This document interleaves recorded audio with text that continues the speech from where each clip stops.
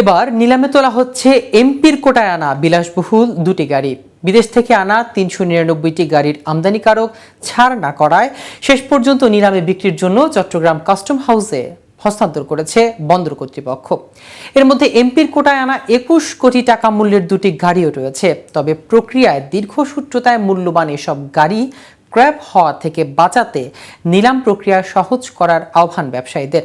তবে কবে নিলামে উঠেছে এসব গাড়ি এবং কোন কোন মডেলের গাড়ি রয়েছে এ তালিকায়, এ বিষয়ে বিস্তারিত থাকছে আজকের প্রতিবেদনের বাকি অংশে। কেটিভি নিউজ 24 চ্যানেল থেকে আপনাদের সাথে আছি আমি মাহমুদুর রহমান সিয়াম। প্রথম পর্যায়ে আগামী 18 সেপ্টেম্বর 16 কোটি 10 লাখ টাকা মূল্যের একটি মার্সিডিজ বেঞ্জ এবং 5 কোটি 17 লাখ টাকা মূল্যের একটি ল্যান্ড ক্রুজার নিলামে তোলার সিদ্ধান্ত নিয়েছে চট্টগ্রাম কাস্টমস। এর মধ্যে ল্যান্ড ক্রুজারটি কুমিল্লা 7 আসনের সাবেক সংসদ আলী আশরাফের।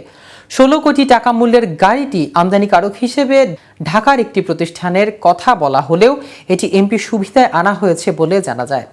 সংশ্লিষ্টরা জানান, আমদানির পর ইয়ার্ডে রাখার নির্ধারিত সময়সীমা 30 দিনের বেশি অতিবাহিত হওয়ায় নিলামে বিক্রির জন্য এমপির দুটি সহ 399টি গাড়ি কাস্টমসের কাছে বাই পেপার হস্তান্তর করেছে চট্টগ্রাম বন্দর কর্তৃপক্ষ। এর মধ্যে সাধারণ মানের মাইক্রোবাস কিংবা প্রাইভেট কার যেমন রয়েছে তেমনিও রয়েছে Mercedes Benz, land cruiser, range rover এবং বিএমডব্লিউ ব্র্যান্ডের দামি গাড়ি। দীর্ঘদিন ধরে এসব গাড়ি বন্দরের গুরুত্বপূর্ণ জায়গা দখল করে রাখায় দ্রুত নিলামে বিক্রির তাগাদা দিয়েছে বন্দর কর্তৃপক্ষ। চট্টগ্রাম কাস্টমস হাউসের উপ কমিশনার মোহাম্মদ সাইদুল ইসলাম বলেন, বন্দর কর্তৃপক্ষ যে গাড়িগুলো নিলামে নির্দেশ দিয়েছেন সেগুলো শিডিউলভুক্ত হয়ে নিলাম বিজ্ঞপ্তি প্রকাশ হয়েছে। আগামী 18 সেপ্টেম্বরের মধ্যে যে কেউ শিডিউল জমা দিতে পারবেন ই টেন্ডারের মাধ্যমে। প্রথম পর্যায়ে 16 কোটি 10 লাখ টাকা মূল্যের একটি মার্সিডিজ বেঞ্জ এবং 5 কোটি 17 লাখ টাকা মূল্যের একটি ল্যান্ড ক্রুজার নিলামে তোলার সিদ্ধান্ত নিয়েছে চট্টগ্রাম কাস্টমস। তিনি বলেন, ল্যান্ড ক্রুজারটি 2022 সালে একজন সংসদ সদস্য আমদানি করেছিলেন। মার্সিডিজ বেঞ্জটি জেডি ট্রেডিং নামে একটি প্রতিষ্ঠান ঢাকার গুলশানে কার আমদানিকারকের নামে আসে।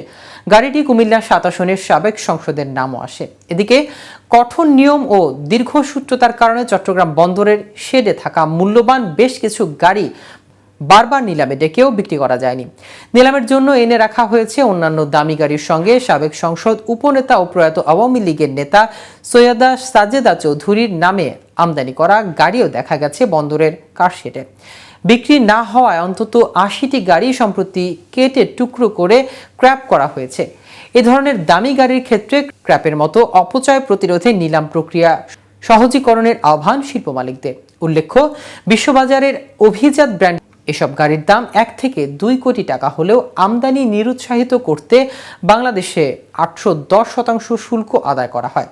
এক্ষেত্রে এমপির কোটায় আনা গাড়িগুলোর শুল্ক মওকুফের বিধানও রয়েছে। আজ এ পর্যন্তই। নিত্য নতুন সকল আপডেট পেতে কেটিভি নিউজ 24 এর সাথেই থাকুন। ধন্যবাদ সবাইকে।